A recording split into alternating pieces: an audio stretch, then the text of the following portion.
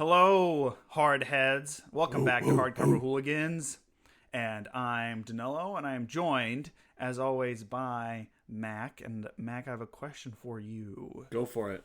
Now, what sort of shenanigans would you get up to if you always had a magic uncle on standby who could always bail you out of whatever situation you were in? I mean, I'd probably think...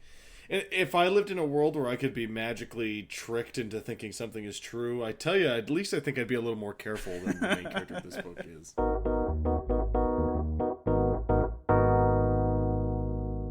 But maybe I wouldn't, because that's sort of the whole magic mind control thing. Yeah, you're not like... The second something's not right, you wouldn't be like, okay, so it's probably worse than I think it is. Yes. You're not like, that's weird. Yeah. I've noticed some inconsistencies with this plan, but I'm sure it'll all work out. You know, like how it's always worked out for me in the past. Oh, well, poor Fitz chivalry, huh? We've all been young, chivalry. Dumb, and full of cum, like Fitz. So This is what... Poor Fitz chivalry should be the name of this trilogy. It should be. This is the only book so far that feels like it lives up to the... This is an Assassin's Quest. Yeah, exactly. This is the best titled one so far.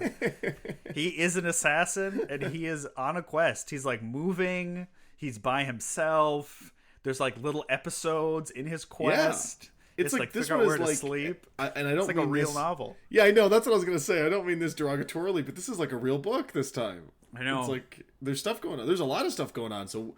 We're not going to do this in 2 episodes because there's a lot to talk about. There's a lot of stuff. Not that there wasn't a lot of stuff to talk about before. It's just that, there's locations and there's scenes changes. There's a lot more of a plot. Yeah. All that build up is allowing this to happen. Because it's like an adventure novel. Yeah. So yes, we are reading Assassin's Quest, the 3rd book in the Farseer trilogy by Robin Hobb. We are reading the first third of it for this episode through about chapter 9. Yep. So, Mac, we finished Royal Assassin. Now we're starting... This is the home stretch. This is the last one. What are you feeling going into it now that we've, started it? All that stuff. It's I really appreciate that all of that scene setting and time spent in this one dude's head then allows for this book to be full of... stereotypical is the wrong word, but stereotypical fantasy action adventure nonsense. Right. None of this would be as good had we not had 2 books of what is essentially sitting in a room and pondering the philosophy of murder and what it means to be a man rather than a beast. So when he's literally spilling dudes' guts and whispering his name into their ear as they die, then it's oh boy, this is not. You're the also that's before. Badass, but also you're poor. You're Fitz, this ain't it, sad. Guy. This isn't ain't you. it, my guy. This isn't you, babe. Don't do it. Don't do it. I think in a lesser author, this would be the first book. This is the opening. The opening of a lesser author is his a failed assassination attempt on the king. Right. Not, at the end of the first act, but the first part of this chunk is one of the saddest, hardest things I've had to read. Yeah, it is. As he recovers from the end of the previous book. So for those who don't remember or didn't listen, it's been, 2 weeks since our last episode came out.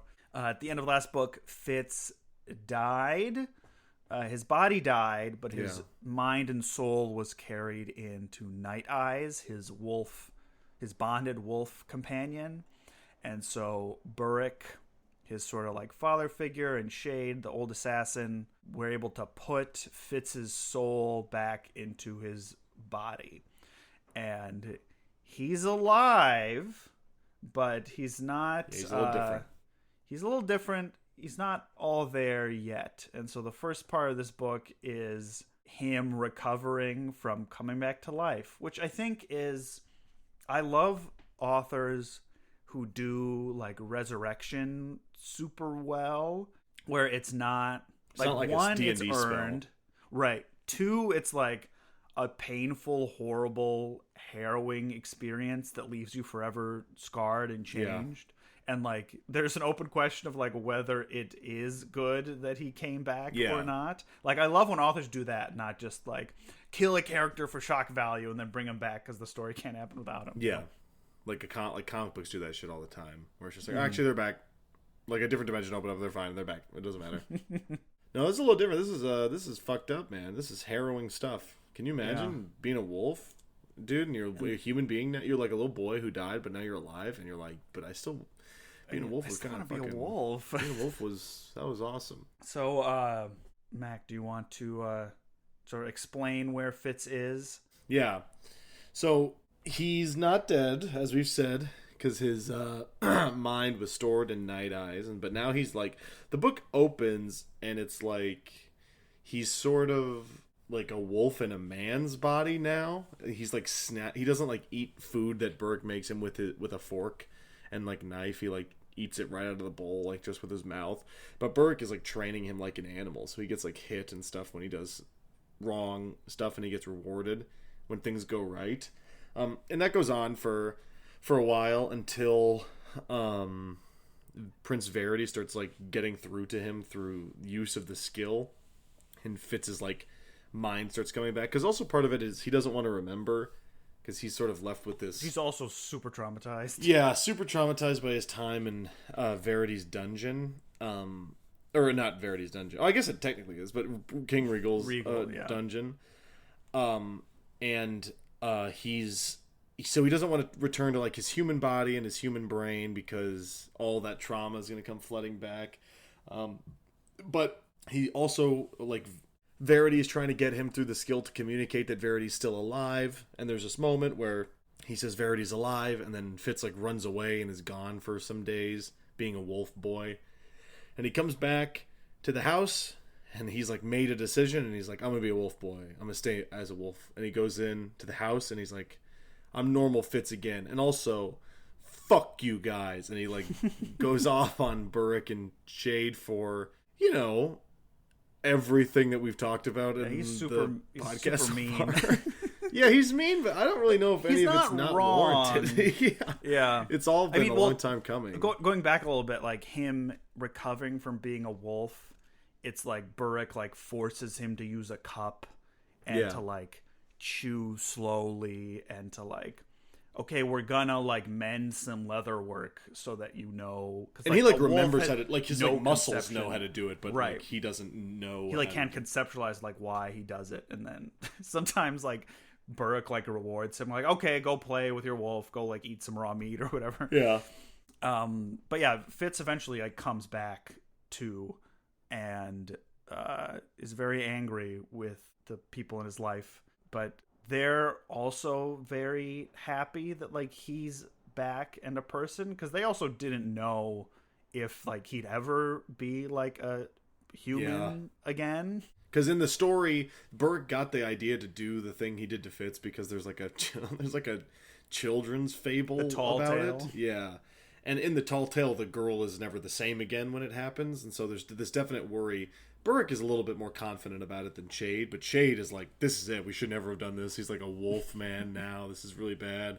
But, you know, if this is the extent, and we'll talk about it later, the old magic, the old blood. Yeah. It's really not that weird, man.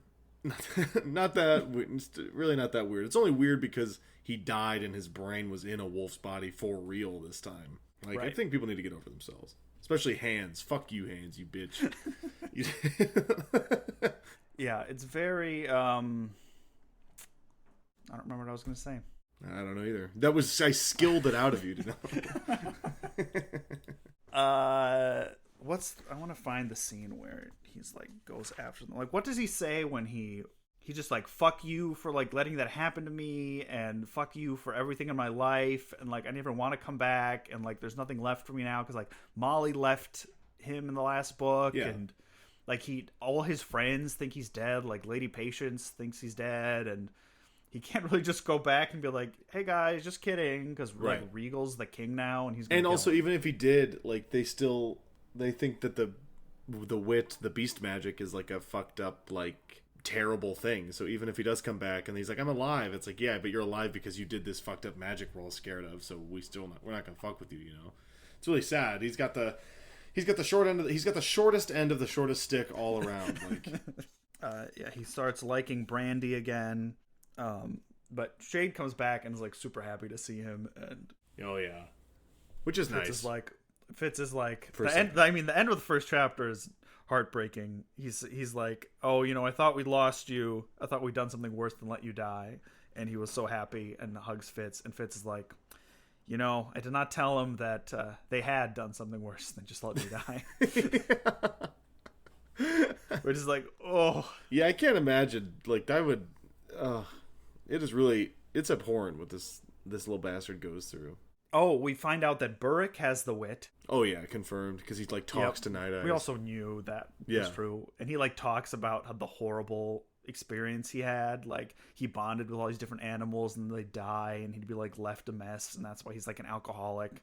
And then he was, like, his life was, like, falling apart when, like, Chivalry found him and, like, took him under his wing.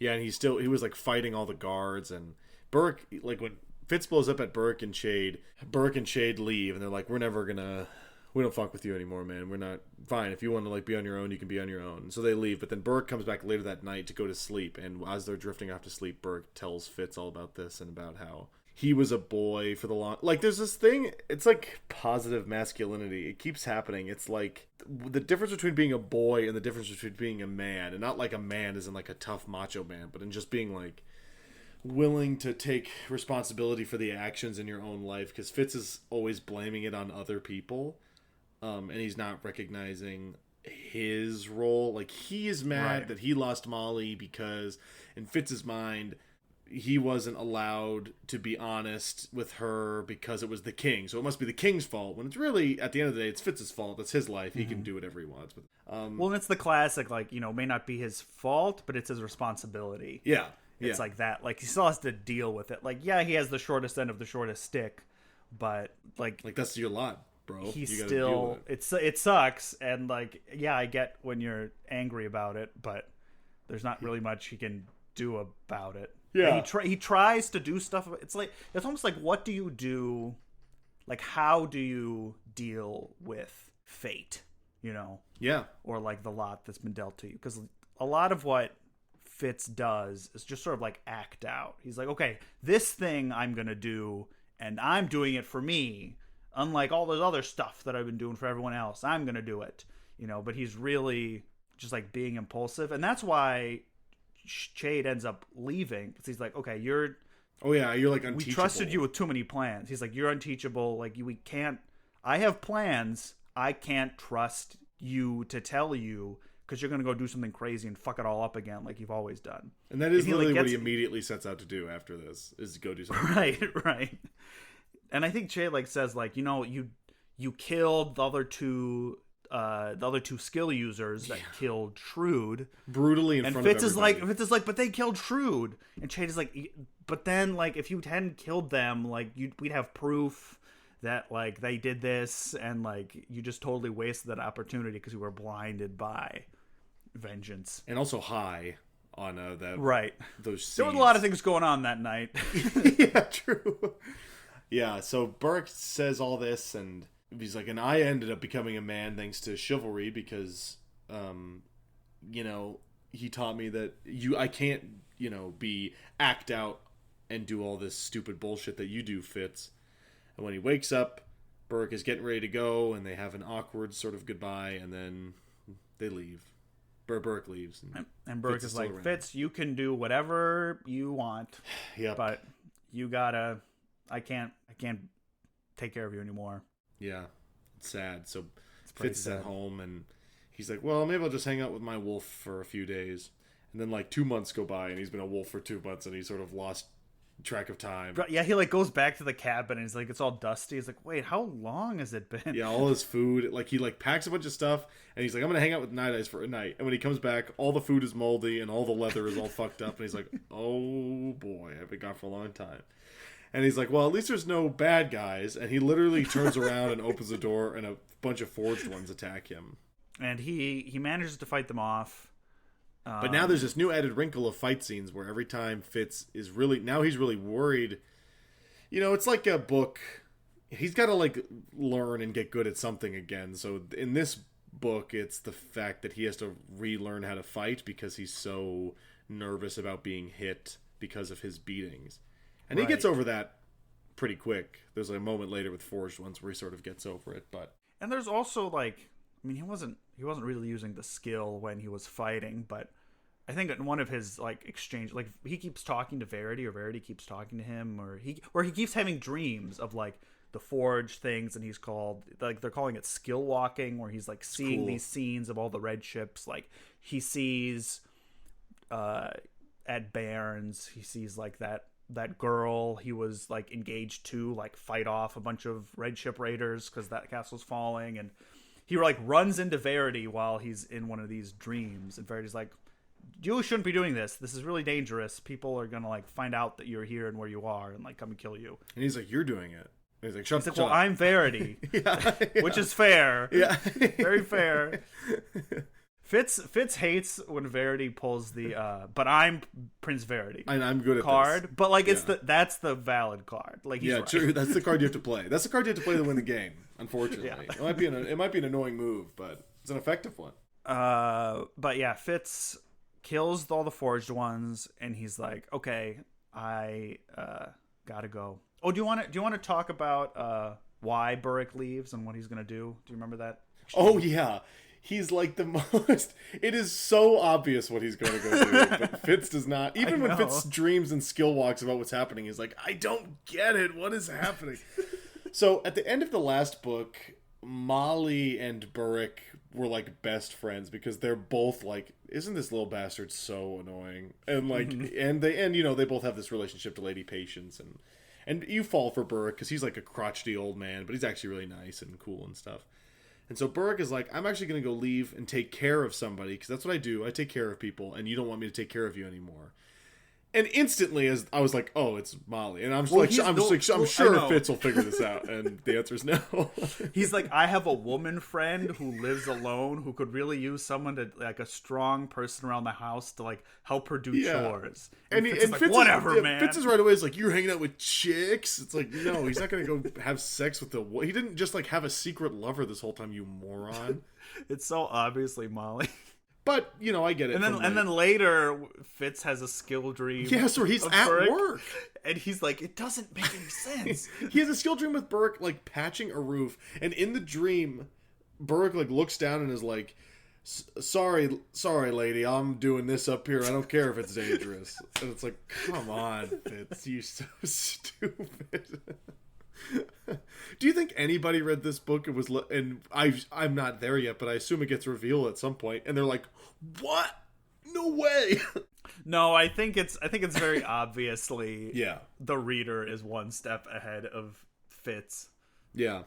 Cuz part of the dreams is it's storytelling device, that we learn more than we get the omniscient physically there for. Yeah, we get the omniscient third person point of view that is absent in this book because he can just dream into people's lives, which is pretty clever and done really well. Yeah. Also, a new thing in this book is that now we get the fight scenes as they're happening. It has literally, I think, never happened. Like, mostly it's just like Fitz is like, and then there was a battle and it was very violent and I killed some people. But now the fight scenes with the Forged Ones, it's literally like, I ducked to the left as he swung over me. Like, it's like more action-packed. And I think it's because, like, Fitz as he's older, like, remembers this stuff better because it's the stuff he was doing on his own, of his own will.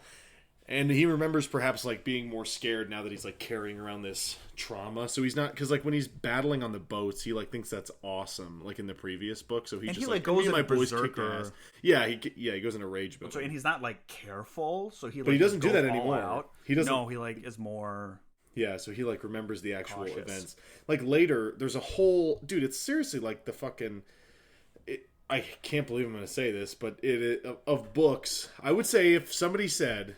In fantasy fiction, what is the first king assassination thing you think of? A lot of people say the beginning of The Way of Kings, because it opens with a very video game-esque, like, assassination mission, and that's literally a chapter in this book. But in this one, dude, it's fucking awesome, and we'll get there. But, like, I'm so happy that we actually get, like, step by step, like, the stealth video game level It's like from Dishonored. It's like literally a Dishonored level of him sneaking through this like castle and killing guards and like distracting guards. It's awesome. Well, and also this is 2 1/3 books in, not literally the first opening of the first book. It's doing a different thing, than like for sure. Way of Kings, because it's Way of Kings is like, whoa, this world is crazy, man. Yeah. It's an overpowered guy assassinating a king we don't know. So it's just so different. dramatic. So Fitz fights off the Forged Ones, and it's like hard because like they're strong and he's by himself now. Yeah. He's like really on his own in a way he's not been before. He's probably 15 pounds soaking wet at this point. He's really skinny and small. But he's like, I'm going to kill Regal. And so he goes off to kill Regal, him and Night Eyes by themselves. And he's traveling for a bit. And then he runs into a fun little crew. They are a fun crew. An old man and like a teenage girl and then like a little girl. Yep. And one of them is like a minstrel or something. They're all minstrels. They're all all minstrels. So it's like this old man named Josh and his his name is Josh. Children. By the way. Everybody in this world has fantasy names, but some people are named like Will and Josh, which is pretty funny. I didn't know if they were related. Daughter, I don't know, but they're all traveling together, and they're like they're like forged, they're like red ship refugees. Yeah, they're trying to flee inland. And they know they're sort of helpless. They're like, "Oh, hey, you're a big, strong man." Well, they had a recent really bad please? experience with Forged Ones on the road. That is, it's not said, but perhaps left Josh blind or like something. Right. Because Josh is blind. Yeah, that's right. Yeah. That's right. So he travels with them for a little bit. He doesn't really want to because he has to like hide Night Eyes because they're like, these people are not going to be chill with like a big wolf hanging around. And no one, and in his cover, he's a scribe. He's a scribe. Yeah, like he wanted to be all the way back traveling, and now he's doing it. Yeah, he meets them at like a tavern, and he's asking them for information. And Honey, the horniest teenager of all time, she's trying to have sex with Fitz, and Fitz is like, "Ugh, I'm not in the mood for this." So they're like traveling on the road, and then what would you know? I think he literally says like, "I don't know you." Yeah, he's like, "I got too much." And she's like, "You could," and he's like, "Oh my God." Like, "My heart is already given to another," and she's like, "Well, why aren't you hanging out with her then?" And he's like, "I don't want to talk about this with you. Please leave me alone." And she's like, "Ugh," and storms off. And then later, Josh is like, "I like that you didn't have sex with her," and he's like, "I don't want to talk to you people anymore. Leave me alone, please." But wouldn't you know? I'm already doing you a huge favor by walking with you. You're making my life so much harder. But he gives a fake name. He gives the name Cobb, which is the stable hand he kills in the first novel. Mm-hmm. And there's a moment where he's like, "I don't know why I said that name. I hope that's not an omen of ill portent." And well, maybe it is. But they run into Forged Ones on the road, and Fitz sort of. I think they give him news of like Lady Patience is like taking over the castle after King Regal moved everything. And there's like Lord Bright like is there, but he's like she's like, and also there's like a beginning chapter where we get the history of what was actually going on, and like she has this group of soldiers called like the Ivy Runners because Ivy is like Lady Patience's sigil, and like the runners are like running messages to the towns and like maintaining communication or lines of communication through the red ship raids, even though it's not working, but they're trying their best. And so he learns that, I guess maybe everything is not terrible, and he has another moment where he's like, maybe I should just go to Verity, because Verity says just come to me, and Fitz is like, no, I have to do something. Right. But yeah, they're on the way to Tradeford, which is where Regal is, and they run into some more Forged Ones. They're not in Tradeford, outside of this town, and this is where Fitz gets his mojo back. He like runs off to help Night Eyes fighting a guy in the woods, and he's like really nervous to get in there because he knows in order to get the opening strike, he's gonna need to get hit, and he's got like crazy PTSD about being touched. I mean, obviously. But he just he doesn't want to get punched or sliced open with a sword. It's very weird. This Fitz chivalry Farseer is such a character. He needs to go to therapy so he's okay with being punched in the head again. And so he But he eventually, sounds harsh, but he gets over it and like takes the blow and then kills the guy and kills the other two forged ones. And the one in the forest had a sword. Yes. And so, because Night Eyes is like, he has a sword, and Fitz is like, okay, I need to get the one with the sword first, because Night Eyes is not going to get him. An important thing is that what Honey and, Josh is blind, but what Honey and Piper, is that what it is? I think it's Piper. What they see is just the forged ones start attacking, and Fitz just bolts it right into the woods. And so, then he comes back with a sword, and he kills the other two. And Honey's like, "What the fuck is your problem? Fuck you. We whatever. We could have been killed. You just left us." And Fitz is like not talking to her, and he drags the two bodies, and then he goes into the woods and he grabs the third one, and Piper's like, "Honey, I think there was a third guy he ran and had to kill." And Josh is like, I think everything's fine. Thanks, Fitz, for saving us. See, we're still happy, right? But Piper's, like, arm is broken, and Honey is, like... Because Honey was in the middle of being raped by the Forged one. I mean, was about to be raped by the Forged one until Fitz killed it. And so she's, like, pissed off at Fitz.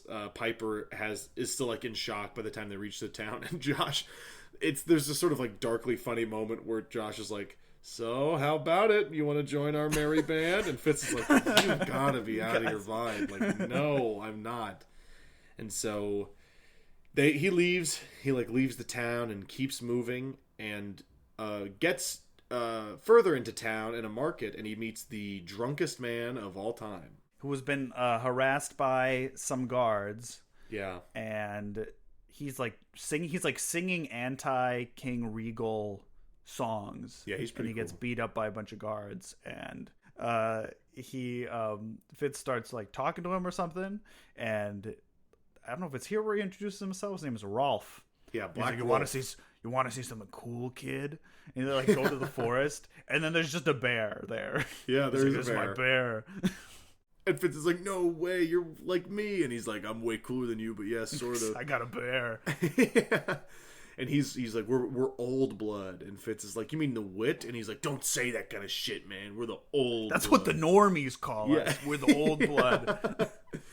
And there's literally a moment in this section where a bear sits on its butt and eats honey out of a pot with its hands. It's awesome, man. This book fucking rules, dude. I love that shit. And Black Rolf is like, so you seem like... You don't know what's going on with you and your wolf, right? You want to come back to my place and I can tell you all about it? And he's like, sure. He goes back, and then there's a woman named Hilda, and she has a hawk, and she kind of looks like a hawk and acts like a hawk, just like Rolf acts like a bear and like Fitz acts like a wolf. And they give him a bunch of info about how, like, it's not wrong to be who you are. We're just misunderstood. But even when Fitz says he bonded to the dog at a young age, even they are disgusted by that. Yeah. They're like, oh my God, they let you do that? I'm like, no, that just happened, you know? Yeah, because his parents didn't let... He's like, are you sure your mom didn't say anything about the wit? Fitz was like, I was 6. And the Black Rolf... You know, pretty fair, says lots of people remember stuff when they were that. 6 is not, you know. I have memories when I was 6. You're crazy if you don't. And Fitz is like, I don't know what to tell you, man. I don't remember what my mom said. So leave me the fuck alone. But does he remember? I don't know. Isn't this where they also tell him, like, so Regal's put a bounty on your head? No. He's asking for anybody finding a dirty boy and a wolf companion is what the bounty is for. Because at this point, did Regal have any sense that Fitz might actually still be alive at this point? Will knows that Fitz is alive. Because there's like moments where that's right. Fitz is trying to skill. It's actually what he thinks he's wrong about this. It's the other thing. But what brings the Forged ones to him is him skilling, and like Will latches onto it, and Will knows he's alive. And Fitz is like, well... It's probably just a personal vendetta. I'm sure Will isn't going to tell the king. And then Black Rolf is like, yeah, so I got bad news. He told the king. And everyone is now looking for someone who looks exactly like you with a wolf. Yep. And Black Rolf is like, I can teach you all the ways of the old blood, you know. There's stuff you're not going to know. And Fitz is like, how long is that going to take? And he's like, I don't know, probably 10 years. And Fitz is like, all right. I really can. Which is also so tragic because, you know, like, Fitz, it's gonna be so much better here. Like he has a lot of options in his little quest to like, hey, if you just stay here, your life will probably be okay, you know? Yeah. But he just like can't. He just can't. And it's not even like stay here with the two of them. Like they say something that, or it's like, hey, this might be a good like back with the rest of them. Like we have that girl, you know, we could set him up. And so like there's like a whole village of old blood people somewhere, like hidden in the woods. Could be perfect, but unfortunately, could be another trilogy in could be this another trilogy world. Is it really? I don't know. That'd be awesome. There's probably. I mean, I don't. This isn't the last I know, yeah, that true. we meet Black Rolf. Probably. That's awesome. But he Fitz is like, no, I've got to, and Black Rolf is like, kill Prince my Regal. uncle. I know, I can hear it when you think, because he's like, when you talk to Night Eyes, it's like the loudest thing ever. Everybody with the old it's like blood you can hear scream. it. Yeah, it's like you screaming at him. Yeah, and so he's like, okay, whatever. So he leaves. It's sad, but they have a good dinner and they leave. And Black Rolf says something. He's like, well, what happens if Night Eyes is going to want to hang out with other wolves? And he's like, that's never going to happen. And literally 20 feet away, they meet a pack of wolves. It's a wolf pack. Night Eyes is like, I'm going to go hang out with these guys. Hey, Fitz, can I go with the wolves, please? You spent a lot of time with your girlfriend in the last book. And he's like, so that's I a good point. kind of want a little girlfriend. And Fitz is like, all right. That's fair. Also, it'll be hard to hide you if I go into towns and stuff. It'll be easier. I can, like, stay at a hotel. Yeah. Which is what he does. He goes to a hotel in town, and he's like, oh, maybe he'll come back. But he's like, no, I'm not going to come back, I don't think. I'm going to hang out with the wolves. But you just keep going. I'll catch up with you. And Fitz is like, whatever. And he resolutely is like, I guess I'll go do this on my own. I guess I don't need Night Eyes for this. And now Fitz is for the first time actually alone. Totally alone. And he's sort of sad about it at first, but I gotta say, he takes it like a champ. He's an effective guy all on his own, because the wolf isn't around, but he's still got like wolf sensibilities. You know, he's a good hunter. He's a good sneaker arounder. Yeah, he was. I don't know if you remember this, an assassin's apprentice earlier, so he did learn. And a royal assassin, even, perhaps. And a royal assassin, so he has some survival experience. Yeah. And he does pretty good. He can sneak around. He can like do a disguise. There's some decisions he makes that are questionable, but more or less, yes, he does a pretty good job. But he's going through the woods. And I think he just, at some point he gets to the town. He gets to trade for Pome, right? Isn't that the town outside? Oh yeah, it's like I read that and I'm like, it's just Rome, but with a P. Yeah. Good fantasy name. What other fantasy names? The Crunited Crates of Cromerica. The Crunited Crates. Dew Fork City, Ranida, Panada. Yeah, that's pretty good. Banada, Hexico, yep. And so in Pome, he goes to a hotel, and he goes to an inn, but it's fine to say he goes to a hotel. He goes to a hotel, and the barman is like, boy, you look like the dirtiest little freak ever. And he's like, I need work. And he's like, well, they're hiring up in Tradeford. They'll take about anybody. And he's like, yeah, good. I'm sure they will take anybody. But this is where Fitz goes to sleep, and he has the worst dream ever, where he sees the burning of Bayerns. Right.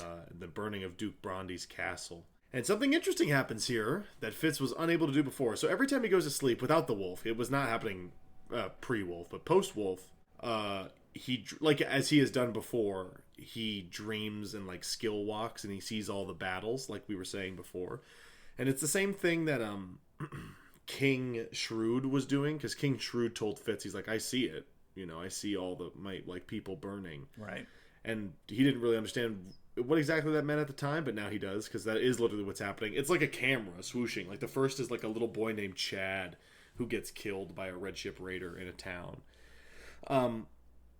And when he sees Duke Brondy's death, he's seeing inside the castle Celerity and her sister are fighting, and there's like a group of warriors fighting, and Duke Brondy is like whooping ass with his axe, and Duke Brondy dies, and then Fitz inhabits Celerity's body, like that's how right. I forgot this happened. Yeah, Verity would do to him, and makes Celerity like pick up the axe and start fighting. And at this point, like in the scene in the actual book, the perspective switches from it's like Celerity did this to I did this, and it's like I picked up the axe and just started like whooping ass, and all the warriors are, and he's like, or Celerity, I guess, is like, fuck Duke. He's like saying crazy. It's a cool fight scene, and they whoop ass and they kill all the raiders.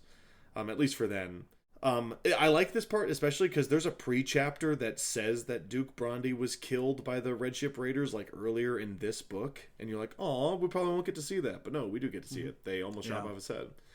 But they, battle back the people, but Fitz gets knocked out of the dream by Verity again, who's like, you have to stop doing this.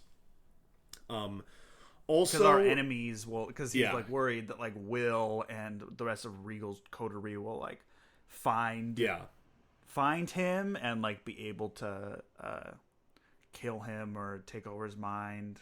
Which is sort of what happened. Like that's how they find out. That is what happens. That's how they find out that Fitz is still alive. But he earlier Black Rolf also tells him that it's not the skill that attracts the Forged ones. It's the old blood.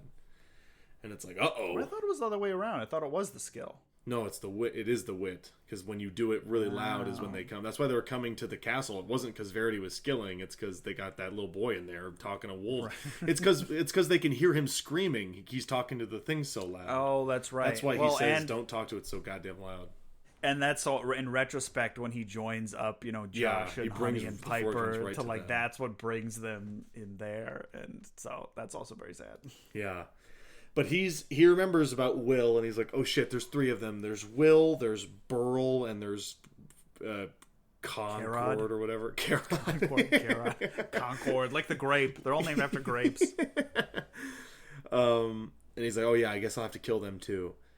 But he leaves the place in Pome, and he goes to try to get a job in Tradeford. And unfortunately, Tradeford is where it's at. Tradeford is fucking awesome. Except for...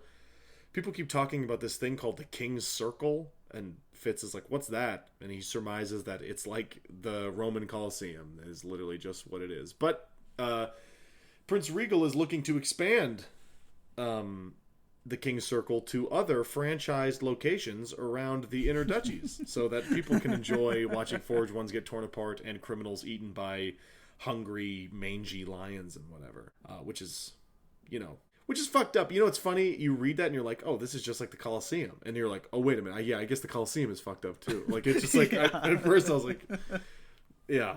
But Tradeford is like, really what nice. they weren't doing with people. It's like, oh, no, but they were doing But they were. Yeah, no, they were but they doing totally with criminals. And Tradeford is really nice. And Fitz has a moment where he's like, yeah, no wonder Prince Regal fucking hated it there. That's so funny. He's like, this is, the weather's nice. There's not, it's sunny. Yeah. There's no raiders. Yeah, it's like a fantasy. It's like a Italian sort of like rolling hills, or like French. Or like from what's that one place from Song and Ice and Fire where? Oh, where Marjorie Tyrell is from. Yeah. The I don't remember, but that place. The Reach. The Tyrell is it place. The Reach? Yeah, the Reach. So the Reach. I think so. Something like that. Something like that. But yeah, it's super nice. It's like fantasy Italy, and Fitz is like, well, yeah, if I had to go live, he like sort of even realizes, he's like, yeah, Buck sucks.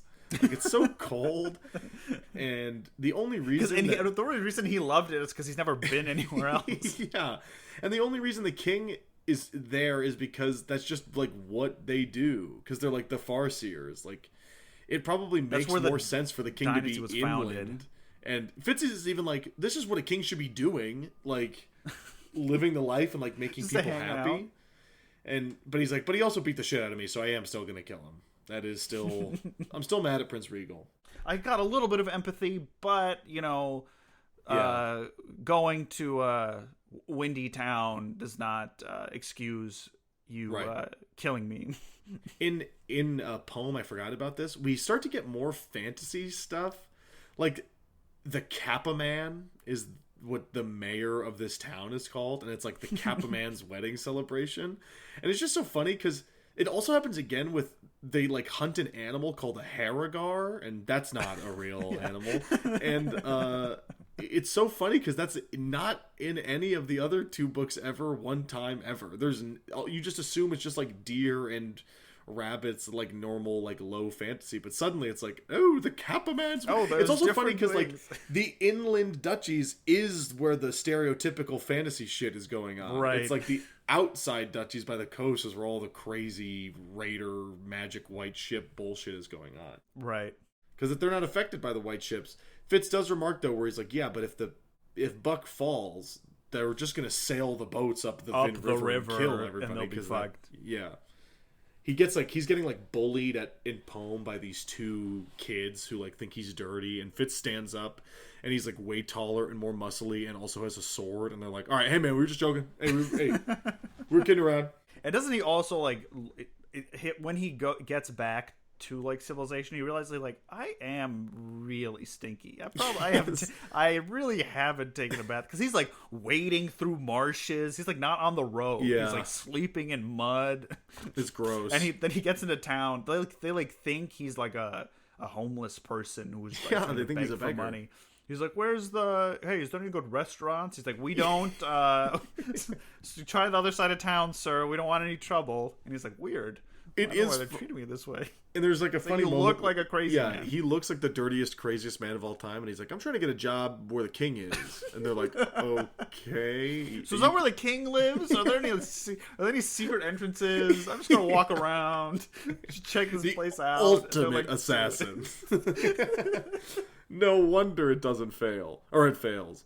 But so he eventually gets to Tradeford proper, and obviously it's awesome, and it's this huge town with a bunch of shops and an inn where he finally gets to take a fucking bath, and he sees it's not like a castle, it's like a villa is where right, he's living, and I don't remember his name. Because there's a lot of space and farmland. Yeah, I don't remember Queen Desire's maiden name, but that's like what it's referred to as, like the whatever that is, villa. I can't remember. Right. Because he's not Regal Farseer, he's Regal I don't know, whatever, drug addict. Well, and Fitz thinks about how like, this structure was never made to like be defensive or like militaristic in any way. Like it's purely just like for aesthetic enjoyment. He's like, it would be kind of a nice life where all you have to worry about is like aesthetic enjoyment instead of constantly being worried you're gonna get killed by people from the sea. Yeah, and there's a moment where he says, it's a good thing to know your assassination target. It is a terrible thing to understand your assassination target. But then he does the classic thing, is like, we protect the coast so that they can have their cushy life here, so it's hard won. Yeah. But and even that, it like comes across as, it's like, come on, man. You should not be here. You should be going to like, he's not thinking about killing Prince Regal is going to plunge the inner duchies into chaos. Like, this is not the right move. And will it even? Like, not really. Like, they won't have, like, who is the king? Yeah, I guess. Like, there is no answer. There's no king of the 6 duchies anymore. He's not thinking about this stuff. But also the alternative is like, I have to go to this place called the Rain Wilds, which I don't know what that means, and I have to hang out with my frailest uncle ever. I just like, he's in a shit. And is he really strong? Yeah, with Prince Verity, he's like, I don't know where he is. He could be barely hanging on to life. He could be fine. He could be doing something really boring. He could be doing something really. He could be something really cool. Yeah, so he's like.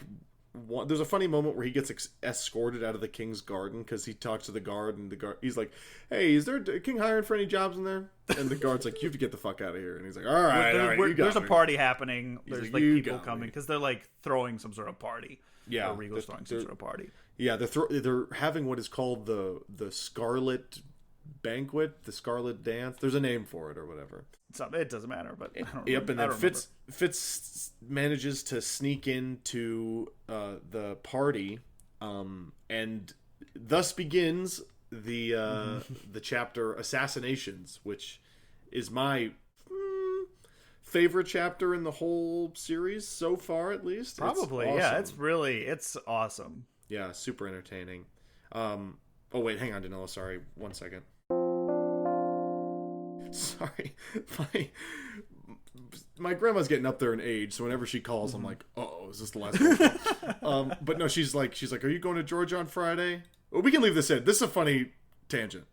My grandma just called, and she said, are you going to Georgia? We're recording this in the wake of Hurricane Helene. I guess I don't know how you're supposed to say it. I only read it. I think it's Helene, probably. Helene?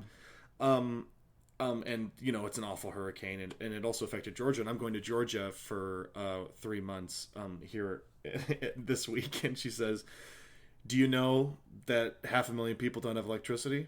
And I said, "Yep." And she's like, "Well, did you check with them to see if should you still go down there?" And I was like, "Yep, everything's fine. They already reached out, and everything is kosher, still going as planned." And she was like, "All right, great. I love you. I'll see you later." And then she hung up the phone.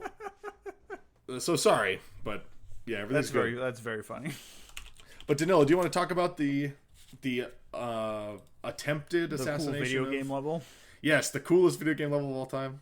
So Fitz sneaks in by pretending to be someone he overhears some people talking about, and he tries to find where Regal is supposed to be. So he's going through all these different rooms and hallways, and I don't know, is it at some point he finds a closet, and he hides in there, and he stays there for a couple hours. Yeah, he moves around like cups in a cupboard, and he's literally in there scheming and plotting and getting all of his potions and elixirs. Right, because he has he got poison and brought a bunch of poison with him. And so after a couple hours, he slowly crawls out and starts going from room to room trying to figure out where Regal's room is. And he runs into that guard first, right? I don't know what happens Verd. First. Yeah, he there's a gambling room, and he finds a koi pond, and then he leaves the koi pond area, and there's a guard there who catches him, and Fitz realizes it's the guy that beat him up. And one of the guys who beat him up. Yeah, and he kills him pretty brutally, right? Oh yes, he does. Yeah. He slits his throat. And as he's bleeding out, he's like, "Fitz chivalry. It's Fitz chivalry. It's me." And he sees the recognition in his eyes, and he's like, "Oh!" And then he dies. But yeah, it's and then as the classic Fitz is like, "I didn't really feel any better for doing that, but now I have this body that's bleeding profusely," and he's like, "Okay, maybe I didn't think this through." And so he drags the body back to the koi pond room and dumps it in there. Oh, does he pass two people make it out? And he dumps them in the koi pond. He dumps them in the koi pond, and then they come out, and he leaves a hilarious trail of blood. He dumps the body in the koi pond, and then a bunch of dudes who are stoned come in, about to have a threesome with some girl, and he's like, "They're so high, I bet they won't even find the body I left in the koi pond." And then as he's walking up the stairs, they enter the room and scream, because of course they fucking found the body in the koi pond. And then Fitz is like, "Okay, now I gotta hurry."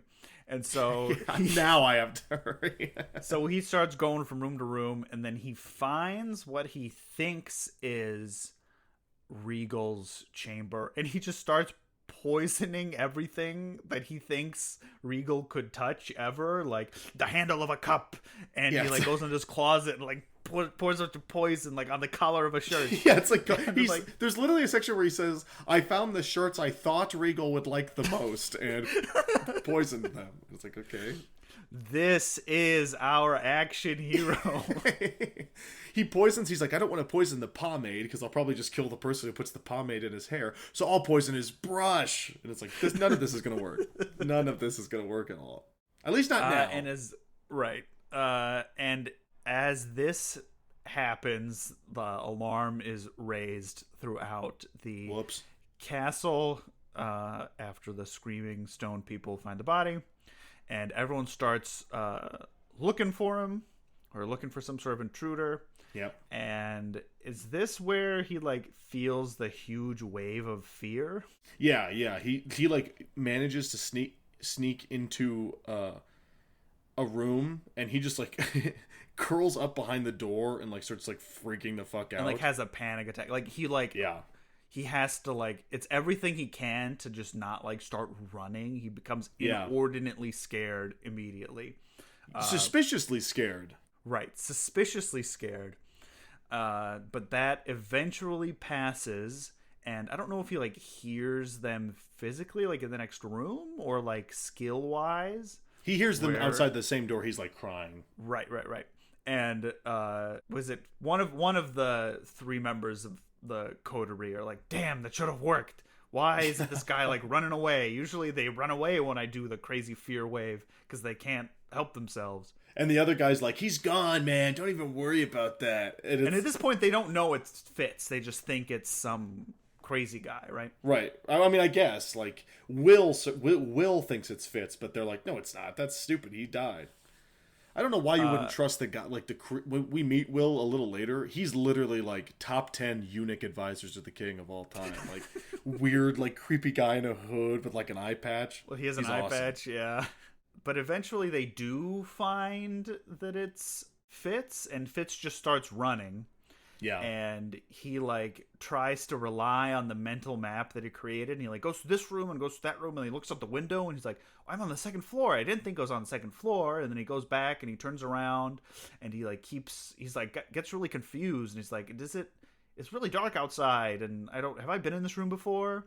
And then he turns the corner, and did you say that about the other guy he killed? Oh no, I didn't. He kills another like guy who was beating him up in Regal's like dressing room, and he like slices his guts open. And when he does that is when he feels that Will was like skill riding him, and so Will knows because Fitz has gotten into the habit of killing dudes and saying his name. So when he kills him and says into his eyes Fitz chivalry, Fitz like gets like a warning alarm in his head that like, okay, now they do know it's me. So this is when he's like running around saying my and trying name to hide. to the guards.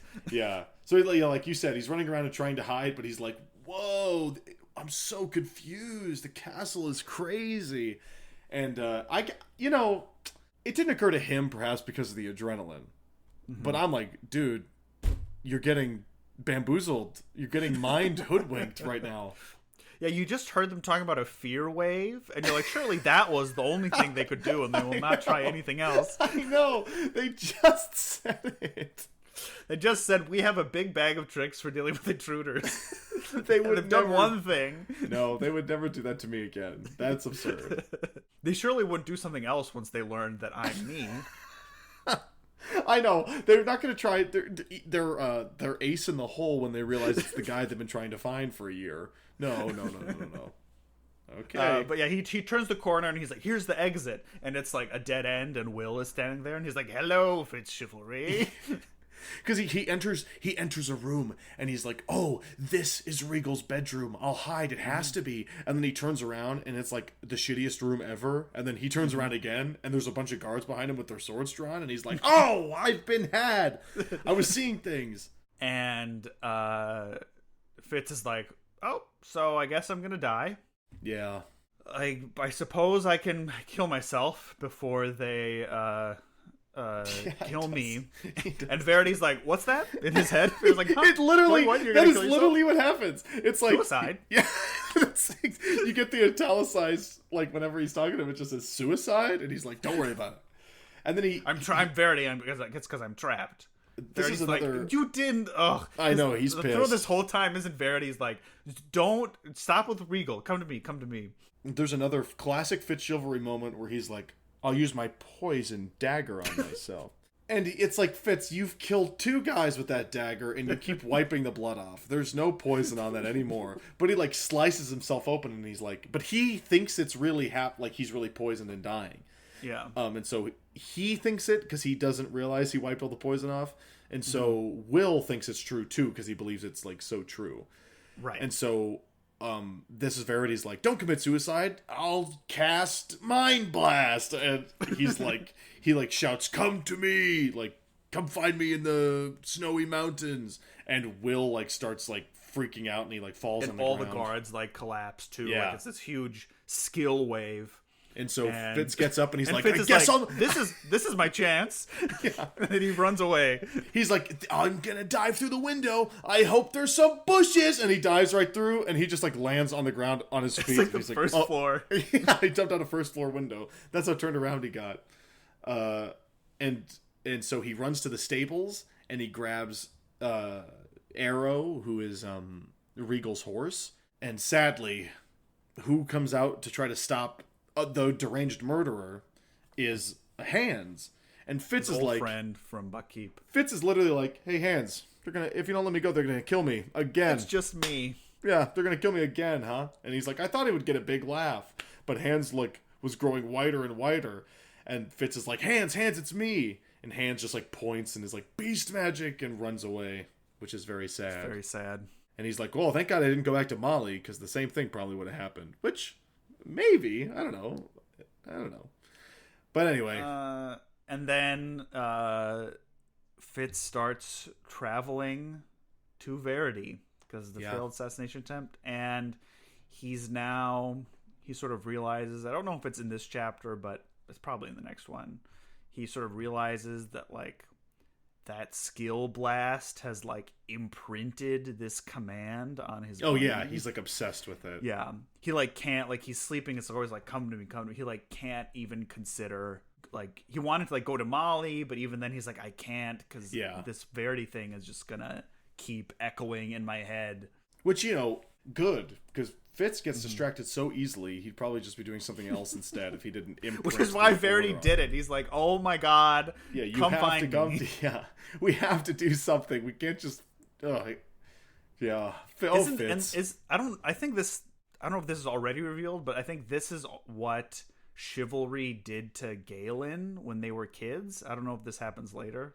Happens later. Yeah, where Chivalry, like, Galen was, like, being mean to Verity, and Chivalry, like, mind blasted Galen to, like, be nice to them when they were young, and then that's why Galen loves Chivalry. He, like, can't help himself because he's been, like, skill blasted to feel that certain way. Crazy. You've got to, like, when Verity does it to Fitz right now, Fitz, I guess you don't know if it's just, like, his brain, like, trying to put the pieces together of why he's so obsessed with it, but the book gives you the feeling that, like, Verity is, like, actively dying after that attempt, and I need to go, like, find him and save him. Like, yeah, he's, like, super weak because that, like, took all his strength. And Fitz is like, I should probably stop putting myself in situations where Verity almost kills himself trying to save me. He does. Because Verity's probably doing other things that require energy. Yeah, more important. Yeah, he's never like, oh right, he's trying to save the whole world. Like I have to stop being the most selfish asshole ever. It's like, yeah. He does. He convinces himself. I don't know if we mentioned this before. He's like, hey, I died for my king already. This life is mine for me now. Oh yeah, that's sort of why he goes to kill Regal, but not really Fitz. Sorry, is it? Sorry. He's a silly little bastard, ain't he? And that's sort of that's the end of this section that we're reading. Yeah, it's good stuff, man. I mean, it's interesting. I wonder, like, when this came out, if people were sort of like, well, upset is the wrong word, but like surprised that the book takes this more action-packed, like, adventure-y direction, if they just preferred sort of like the intriguing sort of nature of the other one. Yeah, like castle political intrigue. Yeah, because this is not that anymore. No. But it also feels very like this is the next obvious step, because the heroic prince went on the quest in the last book, and we didn't get to see that. We just got to see the horrible aftermath of what happens after he left. Right. So now that we do, it's actually awesome. So I mean, I really liked this first part because it pivots. Like, I think the beginning with him trying to be a human again is like really sad and hard to read, and then him with Burrick and Shade. I just think it's so good, and then it becomes a fantasy adventure quest. Yeah, that's just gonna keep going through the rest of the book. I don't know what did you think about this part? No, I feel the same way. It's a great setup. Yeah, it's a super, super compelling setup, and I love Fitz as a character, and I'm I'm happy that we got to see like the conclusion. I mean, not the conclusion, but like the full assassination attempt and its like failure, and now we're going to move on to another part of the quest. Like this book is really hitting for me in a way that, and I really like the other two. That it feels like the other two weren't hitting as hard, so I'm super excited to keep reading. Because I imagine it maintains this level of like adventure, even if it does take place. Because it's the last book. That it makes sense. It's the end of a trilogy, so stuff is happening whether we want it to or not, whether we just want Fitz to be happy, which I do. But do you have any sense? Do you like have any called shots about what you think is going to happen? Dear listener, I've read further than Mac, so I will not weigh in. I've been thinking about it, and like, no, know, and I mean, when I was this part of the book, I had sort of the same thing. I also heard that the ending of this book and this trilogy is a little bit controversial, or like some people don't like it or criticize it. And so I know what I expected, and I think I was going with this through the second book and also like this first part of this book. I'm like, guys, Verity's not coming back. Like, he's not. I'm fully like with all the knowledge of like what's happening in this book and the fact that other people have like found it not super satisfying. I'm like, is it just it might just be that like everything goes to shit and then the book ends. But I don't know.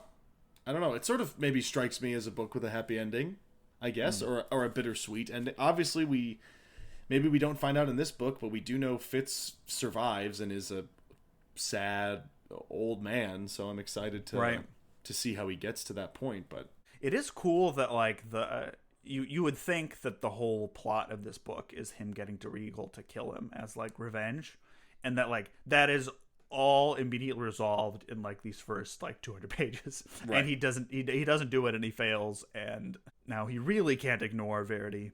Yeah, man, it's good stuff. It's good. I'm excited to read the next part and talk about it. Yeah, me too. It's gonna be awesome. Yeah. Do you have anything else to say, Mac? No, I don't think so. We could bid the hard heads adieu. We will bid the hard heads adieu. A little bit shorter episode for you all, but I think it'll be necessary, because I think if we try to do this whole book in 2 episodes, they'd be like 2 50-hour episodes, which we don't want to submit you to, and I don't want to edit it. Yep. So with that, we will leave you.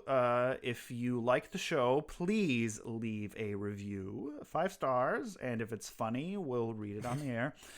And if you want to email us, you can email us at hardcoverhooligans@gmail.com with your comments or questions or concerns. And I think that's it for us this week. Yeah, join us 2 weeks from now, where part 2 of 3, or who knows, maybe we'll fill Froggy and do it all at once, but I doubt it. We'll see. So yeah, I don't think that's gonna happen. No, I don't think so either. Part 2 of 3 of Assassin's Quest. We'll figure out what chapter exactly. Yeah. All right. Stay hard, everybody. That's it. Stay hard, and stay reading. Stay reading. Wow, I like we're that. About we're about reading on this podcast. If we're about 2 things, it's about being hard and reading books. Ain't that right? Ain't that the truth?